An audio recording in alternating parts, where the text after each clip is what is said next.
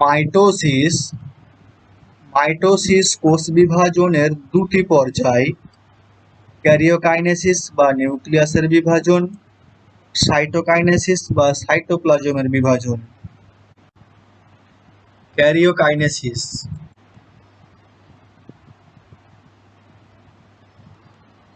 Greek শব্দ carry-on এর অর্থ হলো নিউক্লিয়াস এবং কাইনেসিস এর অর্থ হলো বিভাজন, অর্থাৎ কোষের নিউক্লিয়াসের বিভাজন পদ্ধতিকে ক্যারিওকাইনেসিস বলে।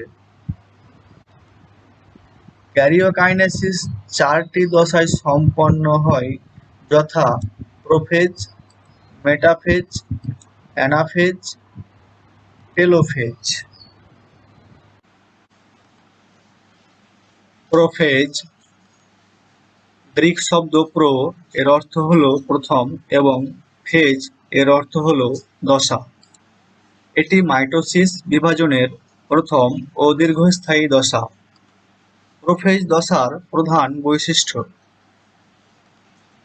ক্রোমাটিন ঘনীভূত হয়ে ক্রোমোজোমের আকার ধারণ করে। চিত্রতে লক্ষ্য করো, প্রোফেজ দশার চিত্র, আর্লি প্রোফেজ দশা, ইন্টারফেজ দশা। ইন্টারফেজ দশায় ক্রোমাটিন বস্তুগুলি প্রোফেজ দশায় ক্রোমোজোমের আকার ধারণ করে।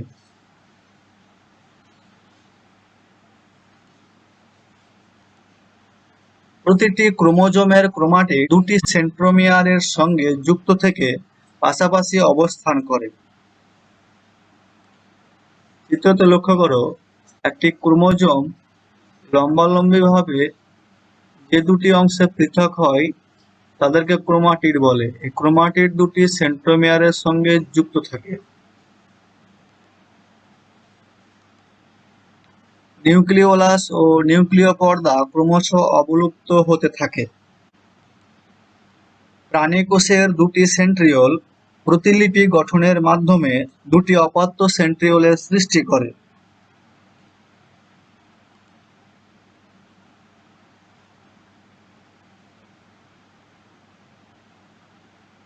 প্রাণী কোষের বেমতন্তু সেন্ট্রোজোম থেকে সৃষ্টি হয় বলে একে অ্যাস্ট্রাল বেম বলা হয়। উদ্ভিদ কোষে সেন্ট্রোজোম থাকে না। উদ্ভিদ কোষের বেমতন্তু সাইটোপ্লাজমীয় মাইক্রোটিউবিউল থেকে সৃষ্টি হয়, তার জন্য উদ্ভিদ কোষের বেমকে বলা হয় অ্যানাস্ট্রাল বেম।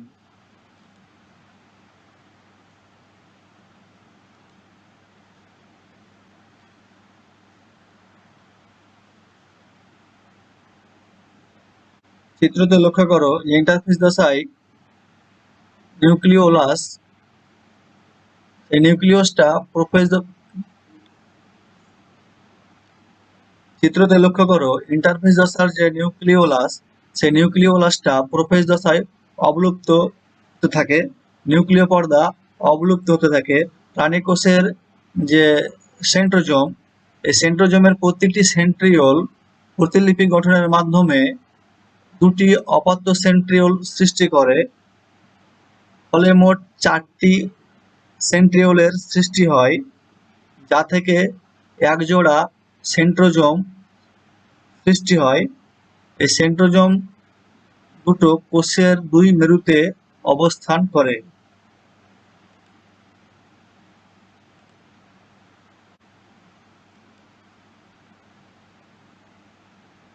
এটা একটা উদ্ভিদ কোষের প্রোফেজ দশার চিত্র।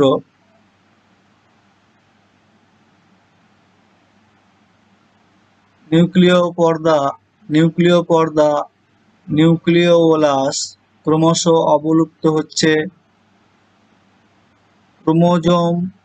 এই ক্রোমোজোমের ক্রোমাটিড দুটি সেন্ট্রোমিয়ারের সঙ্গে যুক্ত।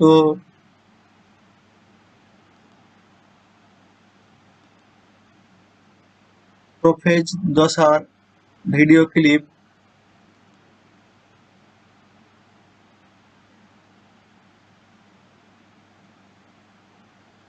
সেন্ট্রিওল দুই মেরুতে গমন করলো, ক্রোমোজোম সৃষ্টি।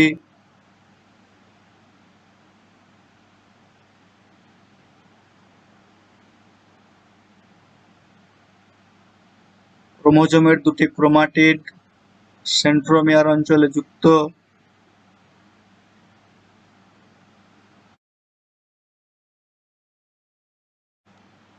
মেটাফেজ।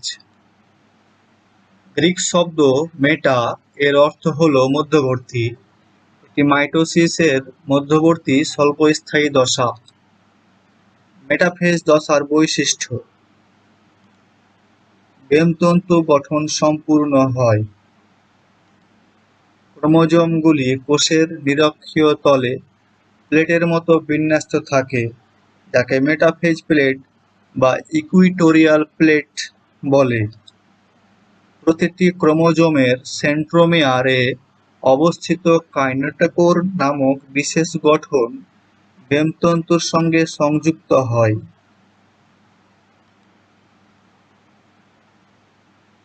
প্রাণী কোষের মেটাফেজ দশার চিত্র। চিত্রতে লক্ষ্য করো, বেমতন্তু গঠন সম্পূর্ণ হয়েছে। এগুলো সব বেমতন্তু। বেমতন্তুর সঙ্গে ক্রোমোজোমগুলো যুক্ত হয়েছে। নিরক্ষীয় তলে ক্রোমোজোমগুলো সজ্জিত থাকে, যাকে ইকুইটোরিয়াল প্লেট বলা হয়।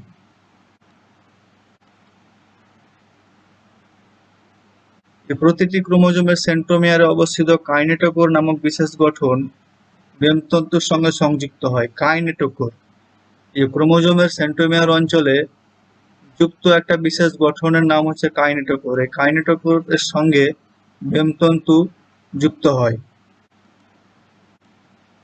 প্রাণী কোষের বড় ক্রোমোজোমগুলি নিরক্ষীয় তলের কেন্দ্রের দিকে থাকে এবং ছোট ক্রোমোজোমগুলি পরিধির দিকে বিন্যস্ত থাকে। উদ্ভিদ কোষের মেটাফেজ দশার চিত্র। বেমতন্তু, ক্রোমোজোমগুলো নিরক্ষীয় তলে অবস্থান।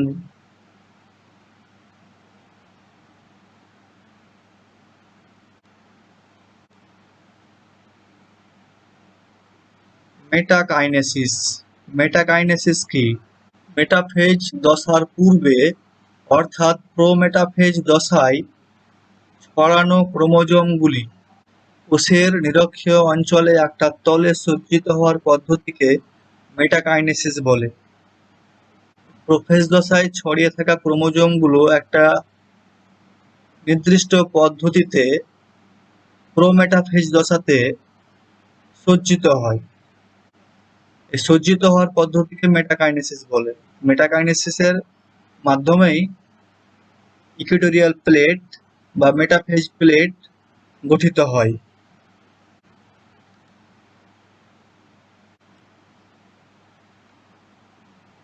মেটাফেজ দশার ভিডিও ক্লিপ।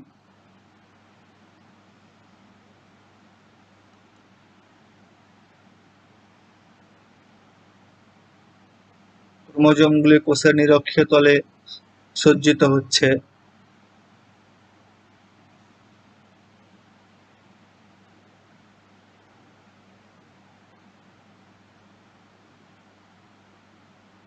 নিরক্ষীয় তলে সজ্জিত হওয়ার পর বেমতন্তুর সঙ্গে যুক্ত হবে।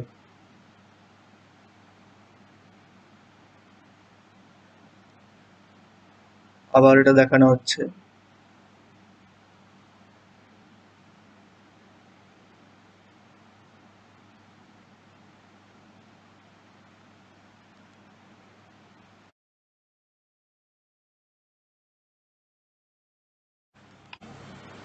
অ্যানাফেজ।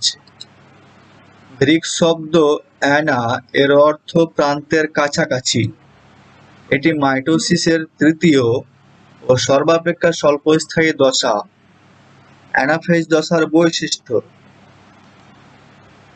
এই দশার শুরুতে সেন্ট্রোমিয়ারের বিভাজন সম্পূর্ণ হয়, ফলে ক্রোমোজোমের ক্রোমাটিড দুটি সেন্ট্রোমিয়ার অংশসহ পৃথক হয়ে অপত্য ক্রোমোজোম গঠন করে। প্রাণী কোষের অ্যানাফেজ দশার একটা চিত্র। চিত্রতে লক্ষ্য করো, ক্রোমোজোমের ক্রোমাটিড দুটি বিভক্ত হয়ে অপত্য ক্রোমোজোম গঠন করেছে। অপত্য ক্রোমোজোম, এখানে 4টা অপত্য ক্রোমোজোম, এখানে 4টা অপত্য ক্রোমোজোম। ক্রোমোজোমের ক্রোমাটিড দুটি পরস্পর থেকে বিচ্ছিন্ন হয়ে বেমের বিপরীত মেরুতে গমন করে, যাকে অ্যানাফেজীয় চলন বা ক্রোমোজোমীয় চলন বলে। চিত্রতে লক্ষ্য করো যে 4টা ক্রোমাটিড উত্তর মেরুতে আর 4টে ক্রোমাটিড দক্ষিণ মেরুতে গমন করে। কোষের বিষুব অঞ্চলে 4টা ক্রোমোজোম ছিল। 4টা ক্রোমোজোমের বিভক্ত হয়ে 8টা ক্রোমাটিড তৈরি করে, যার 4টা উত্তর মেরুতে আর 4টা দক্ষিণ মেরুতে গমন করে। অ্যানাফেজ দশায় 3 প্রকারের বেমতন্তু পাওয়া যায়: ক্রোমোজোমাল তন্তু, নিরবিচ্ছিন্ন বা কন্টিনিউয়াস তন্তু, আর ইন্টারজোনাল তন্তু। যে বেমতন্তুর সঙ্গে অপত্য ক্রোমোজোমগুলি যুক্ত থাকে তাকে বলা হয় ক্রোমোজোমাল তন্তু। আরতে লক্ষ্য করো, এটা হচ্ছে ক্রোমোজোমাল তন্তু। তার পাশে dot dot dot dot dot dot দিয়ে যে বেমতন্তুটা আছে সেটা হচ্ছে নিরবিচ্ছিন্ন তন্তু। এর সঙ্গে কোনো ক্রোমোজোম যুক্ত হয়নি, কোনো অপত্য ক্রোমোজোম যুক্ত হয়নি। তার পাশে ইন্টারজোনাল তন্তু, ইন্টারজোনাল ফাইবার। এই ডট ডট দিয়ে দেখো, দুটি অপত্য ক্রোমোজোমের মাঝে যে বেমতন্তু অবস্থান করছে তাকে বলা হয় ইন্টারজোনাল তন্তু। প্রাণী কোষের মাঝ বরাবর কোষ পর্দার দুই প্রান্ত থেকে একটি ভাঁজের সৃষ্টি হয়। একটা প্রাণী কোষের চিত্রতে লক্ষ্য করো যে কোষের কোষ পর্দাটা এই যে মাঝ বরাবর তীর চিহ্নের কাছাকাছি এই যে মাঝ বরাবর ভাঁজ হয়ে কোষের কেন্দ্রের দিকে সরতে থাকে, দুই প্রান্ত থেকেই ভাঁজ হয়।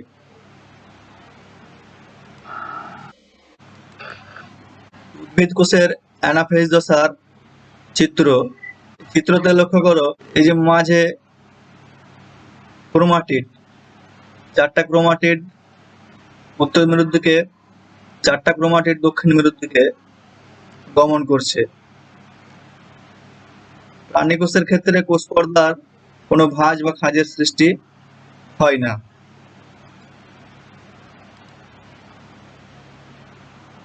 প্রাণী কোষের অ্যানাফেজ দশার একটা ভিডিও ক্লিপ।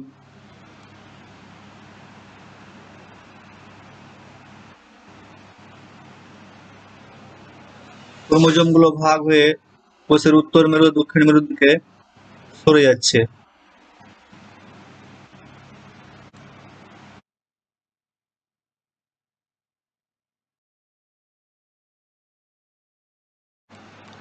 টেলোফেজ,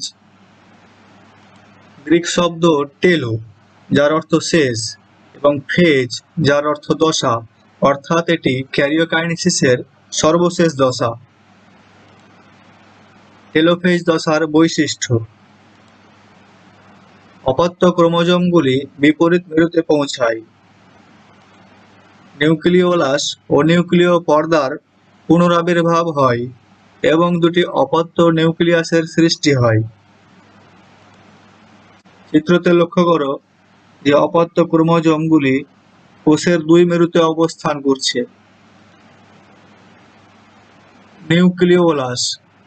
নিউক্লিওলাসের পুনরাবির্ভাব হয়েছে। নিউক্লিয় পর্দা নতুন করে সৃষ্টি হচ্ছে। নিউক্লিয়াসের মধ্যে জল সংযোজনের ফলে ক্রোমোজোমগুলির ঘনীভবন দূর হয় এবং ক্রোমোজোমের পাক খুলে গিয়ে নিউক্লিয় জালিকা হিসাবে অবস্থান করে। প্রাণী কোষে বেমতন্তুগুলি সম্পূর্ণরূপে অবলুপ্ত হয়, কিন্তু উদ্ভিদ কোষের নিরক্ষীয় অঞ্চলে কিছু ইন্টারজোনাল তন্তু উপস্থিত থাকে। এটা একটা উদ্ভিদ কোষের টেলোফেজ দশার চিত্র।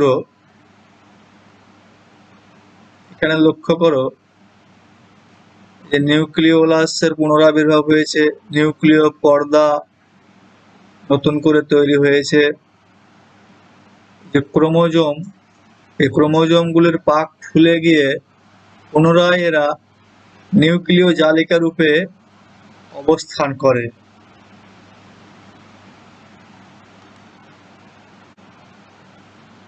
টেলোফেজ দশার ভিডিও ক্লিপ।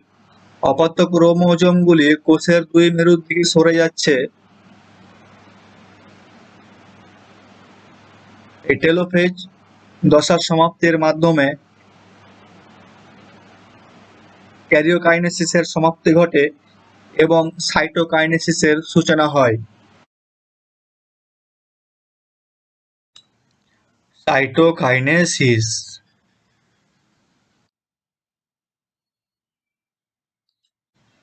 গ্রিক শব্দ সাইটন এর অর্থ হলো সাইটোপ্লাজম এবং কাইনেসিস এর অর্থ হলো বিভাজন, অর্থাৎ সাইটোপ্লাজমের বিভাজন পদ্ধতিকেই সাইটোকাইনেসিস বলে।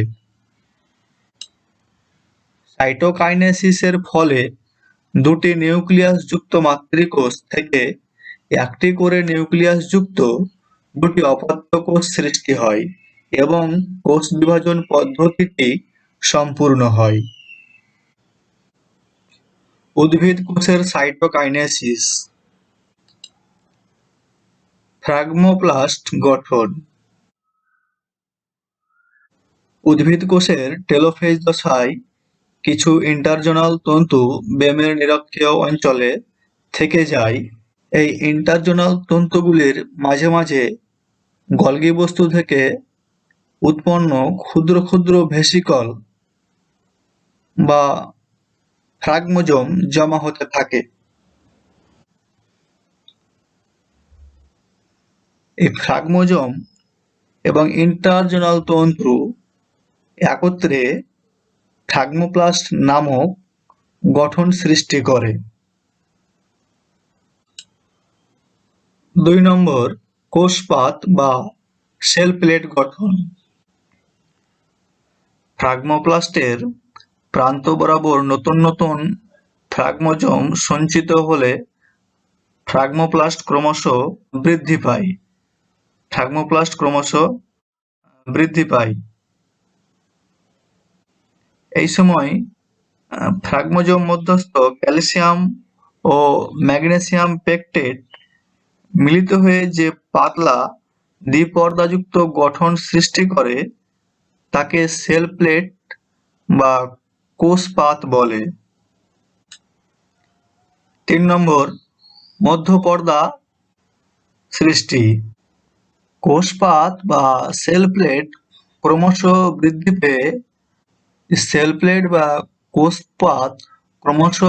পেয়ে মাতৃকোষের কোষপ্রাচীর স্পর্শ করে এবং এই কোষপাত বা সেল প্লেটটি বিভিন্ন ভৌত রাসায়নিক পরিবর্তনের মাধ্যমে মধ্যপর্দা গঠন করে।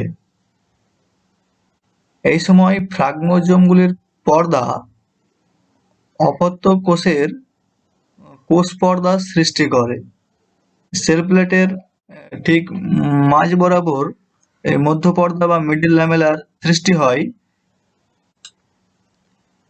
4 নম্বর, প্রাথমিক প্রাচীর গঠন। যে মধ্যপর্দা আর কোষ পর্দা, মধ্যপর্দা এবং কোষ পর্দা এর মাঝে সেলুলোজ, হেমিসেলুলোজ ইত্যাদি সঞ্চিত হয়ে প্রাথমিক প্রাচীর গঠন করে।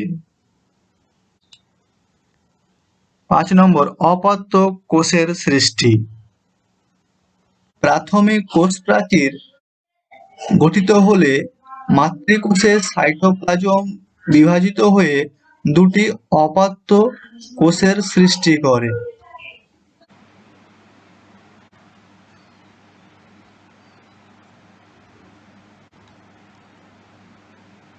প্রাণী কোষের সাইটোকাইনেসিস।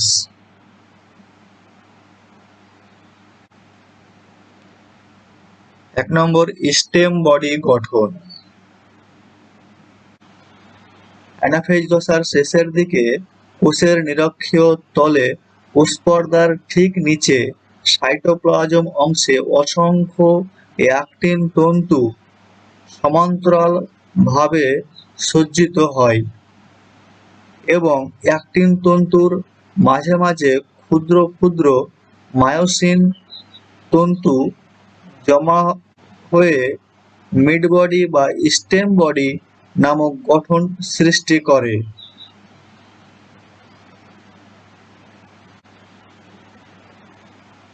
2 ক্লিভেজ বা খাঁজ সৃষ্টি।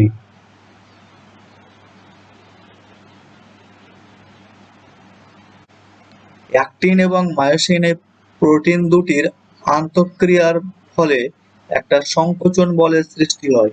এই সংকোচন বলের প্রভাবে কোষের নিরক্ষীয় অঞ্চলে কোষপর্দায় একটি ক্লিভেজ বা খাঁজ সৃষ্টি হয়। এই খাঁজটি ক্রমশ কেন্দ্রের দিকে অগ্রসর হতে থাকে।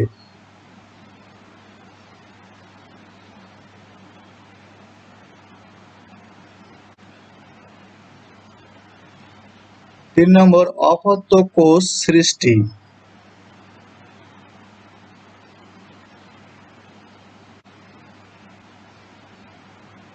এই ক্লিভেজ বা খাঁজটি ক্রমশ কোষের কেন্দ্রের দিকে অগ্রসর হলে খাঁজটি শেষে দুটি নিউক্লিয়াসের মাঝ বরাবর কোষের নিরক্ষীয় তলের কেন্দ্রে এসে মিলিত হয় এবং দুটি পৃথক অপত্য কোষের সৃষ্টি করে।